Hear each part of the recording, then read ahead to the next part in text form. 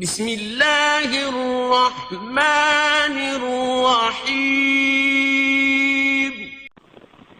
پیام لے کے جو آئے صبا مدینے سے، مریض عشق کی لائی دوا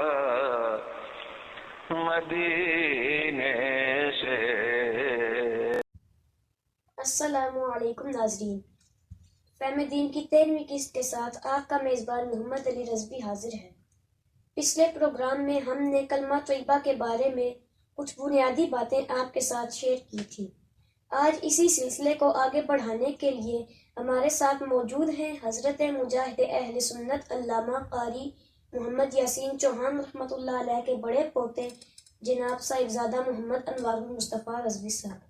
آج کا ہمارا سوال یہ ہے کہ کلمہ طیبہ کے دونوں اجزاء میں کون کون سی مماثلتیں پائی جاتی ہیں؟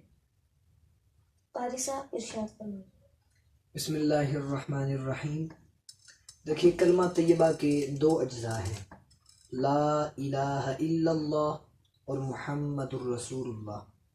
اب جو پہلا جزو ہے اس کا آخری حرف ہے، آخری لفظ ہے اللہ، اور جو دوسرا جزو ہے اس کا پہلا لفظ ہے محمد۔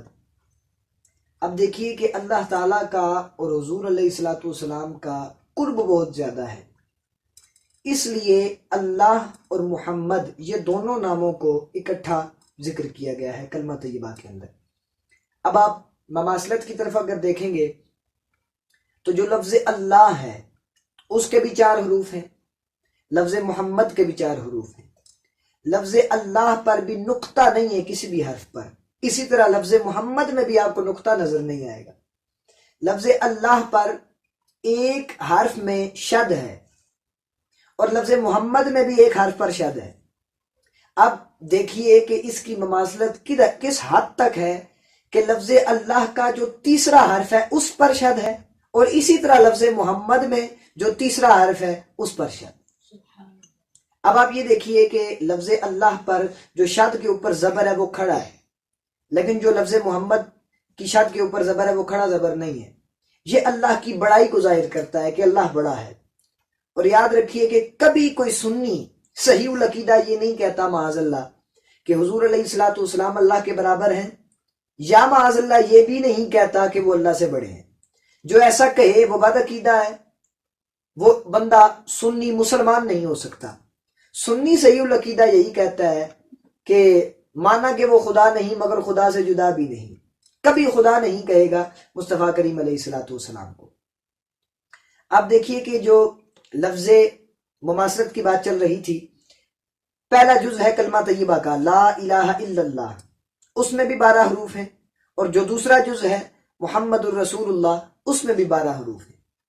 اب مزے کی بات آپ یہ دیکھیں کہ جو حضور کے چارے یار ہیں ان کے ناموں کے اندر بھی 12 حروف ہیں۔ ابو بکر صدیق 12 حروف، عمر ابن الخطاب 12 حروف، عثمان ابن عفان 12 حروف، علی ابن ابی طالب 12 حروف۔ پھر اگر ہم یہاں پر کہیں نعرہ تحقیق تو مزہ تو آتا ہے، نعرہ تحقیق حق 4 یار۔ تو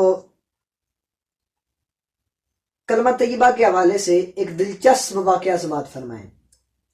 ناظرین، میرے چاچو جان اور صاحبزادہ محمد علی رضوی صاحب کے والد محترم صاحبزادہ محمد ضیاء الحق قادری رضوی مدد اللہ العالی، آپ راوی ہیں کہ ہمارے دادا جان اور ان کے والد محترم مجاہد اہل سنت حضرت علامہ مولانا محمد یاسین چوہان رحمۃ اللہ تعالی علیہ، آپ کہوٹا تحصیل کہوٹا میں ایک جگہ پر خطاب فرما رہے تھے، اور خطاب فرماتے فرماتے آپ نے یہ بیان فرمایا کہ لوگوں، اگر میں یہ کہوں کہ ایوب خان صاحب پاکستان کے صدر ہیں تو کیا درست ہوگا؟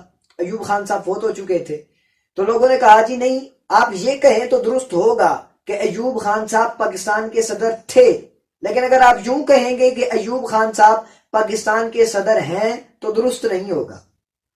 تو پھر آپ نے مثال دیتے ہوئے سمجھایا کہ لا الہ الا اللہ محمد الرسول اللہ کے اندر یہ کہا جاتا ہے کہ محمد اللہ کے رسول ہیں، تو یہ جو چیز ہے یہ حضور علیہ الصلوۃ والسلام کی حیات کو ظاہر کرتی ہے، یہ اس کو ثابت کرتی ہے۔ اگر جو لوگ حضور علیہ الصلوۃ والسلام کے اس وقت دنیا سے پردہ فرمانے کے بعد کی حیات مبارکہ کے قائل نہیں ہیں تو پھر ان کو یہی چاہیے کہ وہ اپنا کلمہ تبدیل کر لیں، جس کا معنی یہ بنے کہ محمد اللہ کے رسول تھے صلی اللہ علیہ وآلہ وسلم۔ ماشاء اللہ قاری صاحب، آپ نے بہت خوب وضاحت فرمائی۔ ناظرین، اگر ابھی تک آپ نے M A T V channel کو سبسکرائب نہیں کیا تو خود بھی کر لیں اور اپنے دوست احباب کو بھی ترغیب دیں کہ وہ دین سیکھنے کے اس سفر میں ہمارے ساتھ شامل ہو جائیں۔ اگلی قسط تک کے لیے اپنے میزبان محمد علی رضوی کو اجازت دیجیے۔ فی امان اللہ و رسولہ۔